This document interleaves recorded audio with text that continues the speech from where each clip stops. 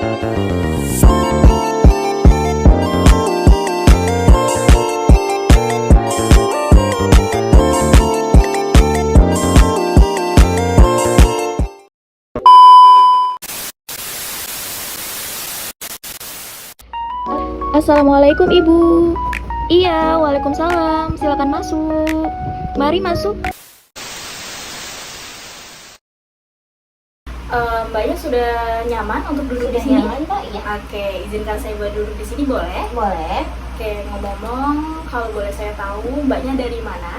Aku dari Jakarta. Dari Jakarta. Dari Iya. Jakarta ke Bekasi berapa lama, Mbak? Sekitar 1 jaman lebih. Sekitar 1 jaman lebih ya. Jauh juga ya, Mbak ya? Lumayan, Kak. Ke sini naik apa?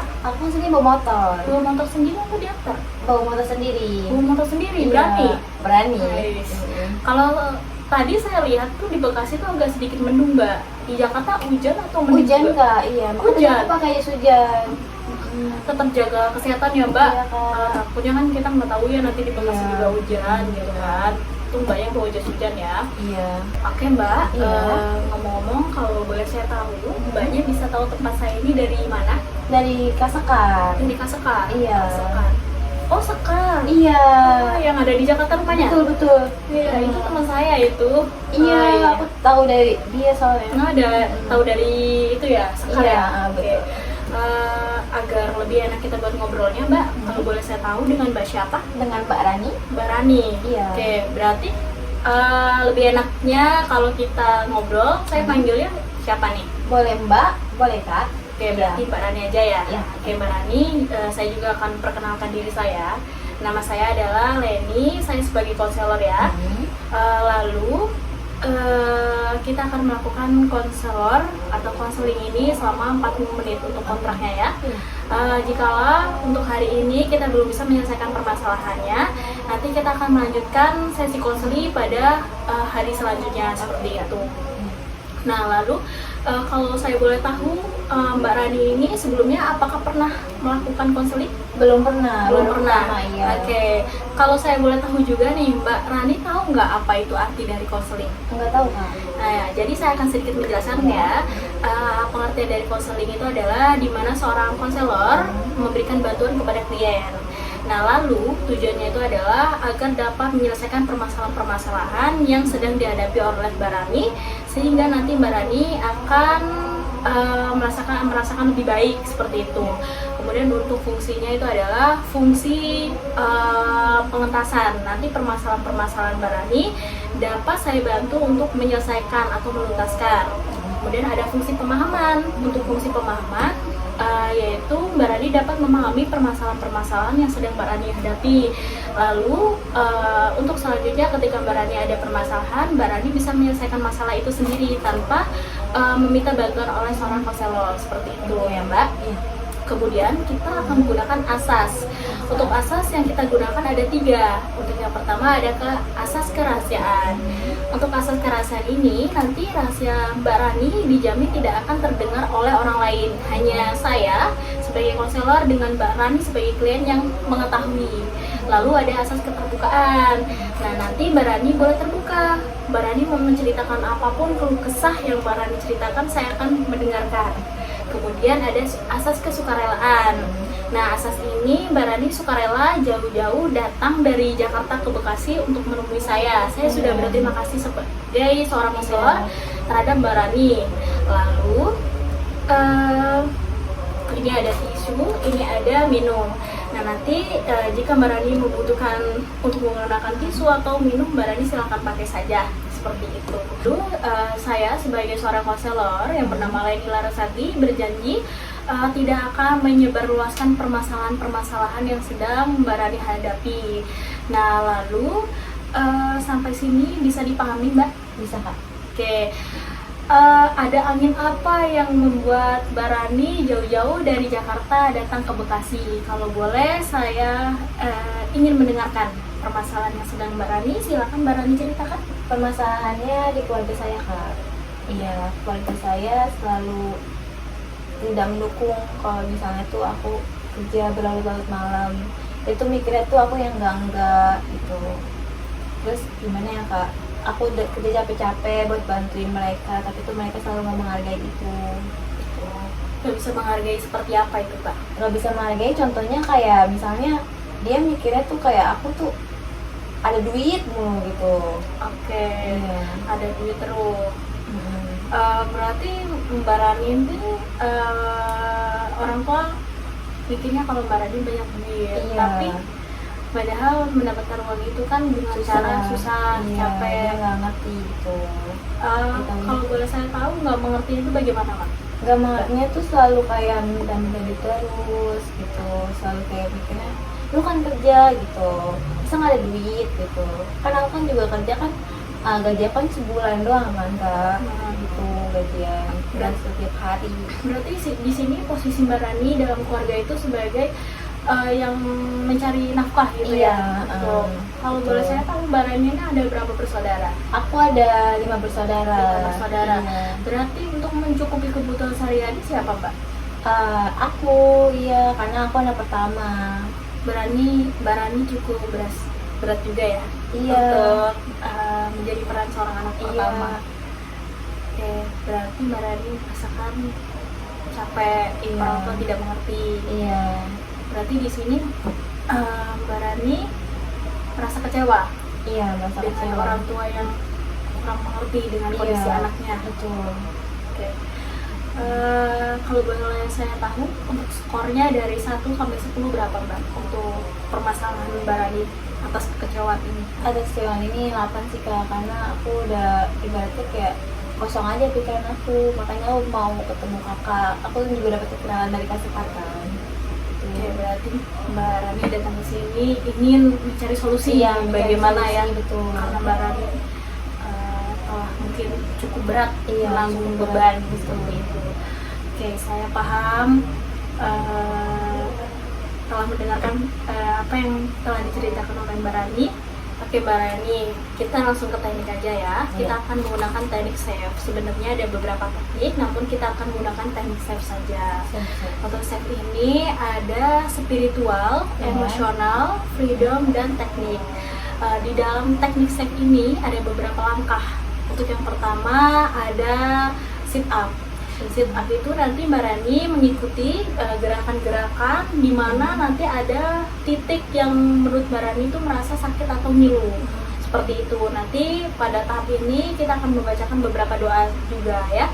Fungsinya untuk apa? Fungsinya itu adalah untuk membuang hal-hal negatif yang ada di dalam tubuh Mbak Rani agar menjadi hal-hal positif. Lalu yang kedua itu adalah tune in. Untuk tune in ini adalah nanti Mbak Rani boleh membayangkan betapa capeknya, betapa mengecewakannya, sehingga di situ nanti Mbak Rani bisa membuang permasalahan atau sampah-sampah masalah yang ada di dalam tubuh Mbak Rani. Yang terakhir ada teknik tapping. Untuk tapping ini kita akan melakukan akupunktur titik-titik yang ada di dalam tubuh Mbak Rani seperti itu. Fungsinya untuk apa? Fungsinya itu adalah untuk membalikan lampu-lampu yang ada di dalam tubuh Mbak Rani yang telah mati karena ada permasalahan-permasalahan seperti itu. Sampai sini bisa dimengerti Mbak Rani? Bisa. Oke, langsung saja kita melakukan tekniknya ya. Mau dibantu atau sendiri? Boleh dibantu? Boleh dibantu. Iya. Oke, sebentar ya. Oke, Mbak Rani, langsung saja kita sekarang menggunakan tekniknya ya. Untuk yang pertama, Mbak Rani boleh pegang minumnya. Boleh. Oke, Mbak Rani izin ya untuk megang pundaknya. Boleh Kak. Untuk Mbak Rani nanti boleh ikutin perkataan dari saya ya. Oke. Mbak Rani boleh pejamkan matanya. Iya, baik. Oke, Mbak Rani boleh mengucapkan Bismillah. Bismillahirrahmanirrahim. Iya, Mbak Rani boleh untuk minum airnya. Oke, Mbak Rani mengucapkan Alhamdulillah. Alhamdulillah. Ya, Mbak Rani boleh mengucapkan Bismillah lagi. Bismillahirrahmanirrahim. Mbak Rani boleh minum airnya lagi. Oke, Mbak Rani mengucapkan Alhamdulillah. Alhamdulillah. Mbak Rani boleh saya taruh untuk Boleh. minumnya ya. Mbak Rani boleh rilekskan untuk tangan dengan kakinya, boleh dirilekskan. Oke, Mbak Rani fokus ke perkataan saya saja ya, tidak usah hiraukan saja perkataan dari orang lain atau di sekitar kita ya. Oke.